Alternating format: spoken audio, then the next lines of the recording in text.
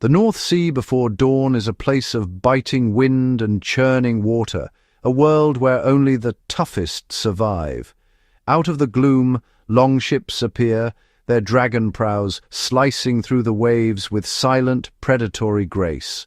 On board, men wrapped in furs grip axes and swords, faces raw from the cold, eyes fixed on the distant shore. This is not trade, it is the arrival of fear. Every man here has survived storms, navigated by stars, and fought the sea for every mile. The cold is their constant companion, the sea both highway and grave.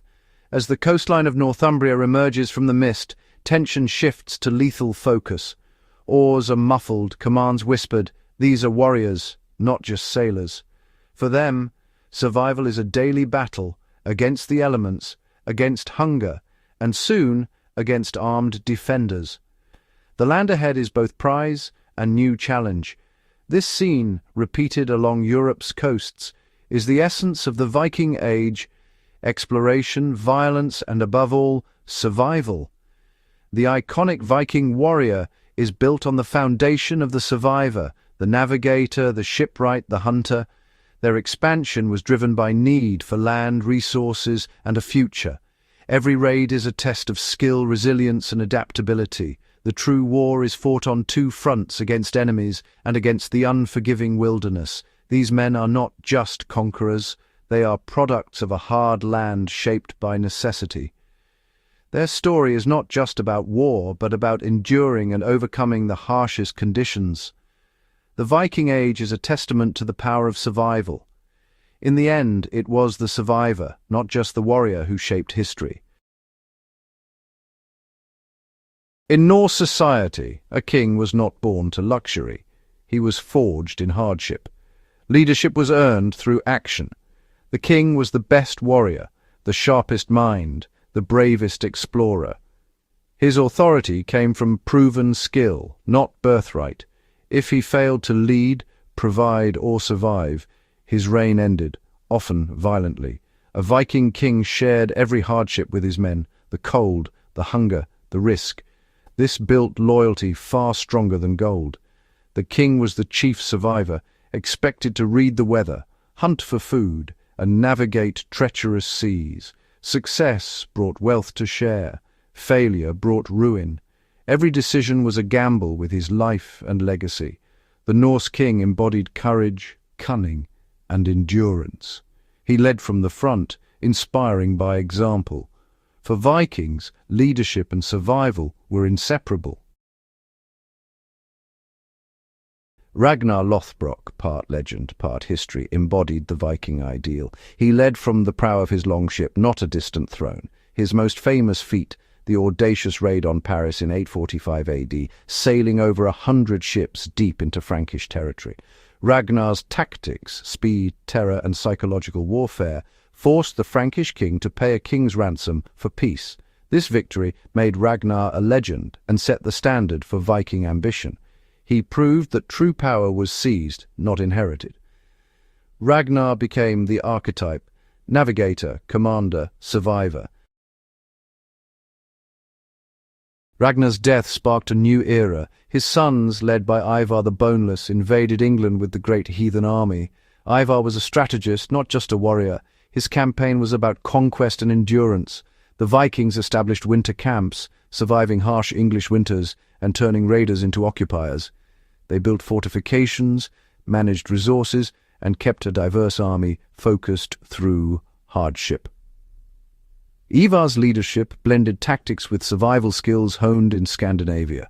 Under his command, the Vikings captured York and overran much of England.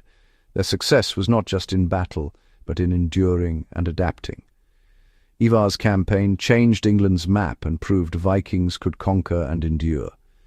The Viking legacy was now about building, not just raiding. Survival was the key to their conquest.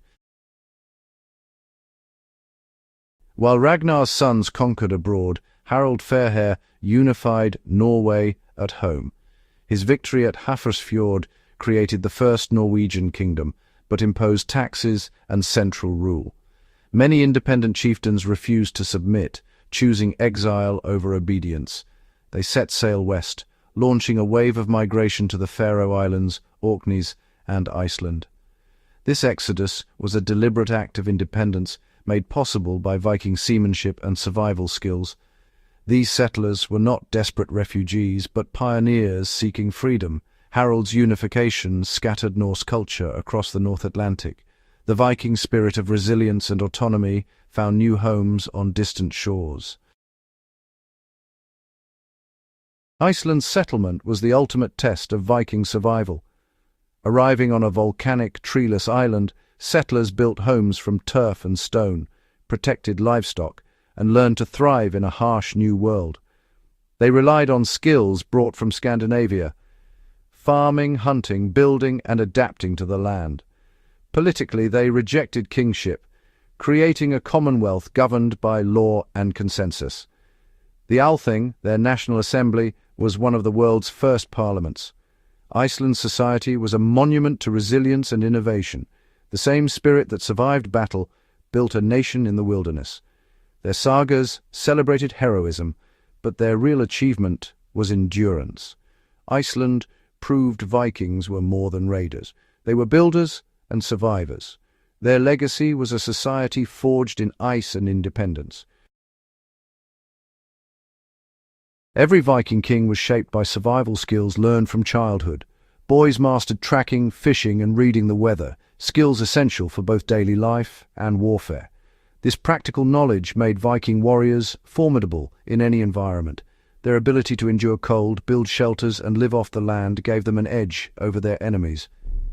Shipbuilding and navigation were equally vital. Longships were technological marvels, and navigation relied on deep knowledge of sea and sky. The king was often the master navigator, responsible for his crew's survival. This constant struggle with nature forged resilience and pragmatism. Viking legends are stories of leadership under extreme adversity. The king's authority rested on his survival skills as much as his sword. Their real power was built on hard-won knowledge and adaptability. As the Viking Age ended, Norsemen became settlers and rulers across Europe. Their true legacy is not just conquest, but the lesson that survival and leadership are inseparable. Viking kings led by example, enduring the same hardships as their men. Their authority was forged in the wild, not inherited in comfort. The skills that built ships and survived winters also built kingdoms. The enduring image of the Viking is not just the warrior, but the survivor, the navigator, the builder, the leader. Their story is a testament to human endurance and adaptability. Victory always began with survival in the wilderness.